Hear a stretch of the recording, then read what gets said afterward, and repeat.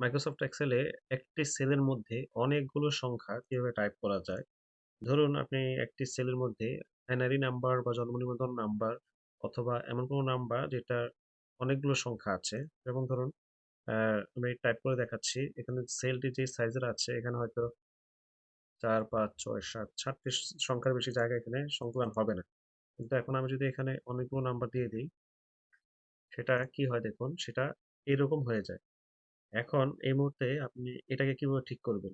এরকম অনেক সংখ্যা এরকম হতে পারে যেখানে টাইপ করার পর এরকম হয়ে যাচ্ছে। তো সেটা কিভাবে ঠিক করবেন সেটাই দেখাই দিচ্ছি এই ভিডিওতে।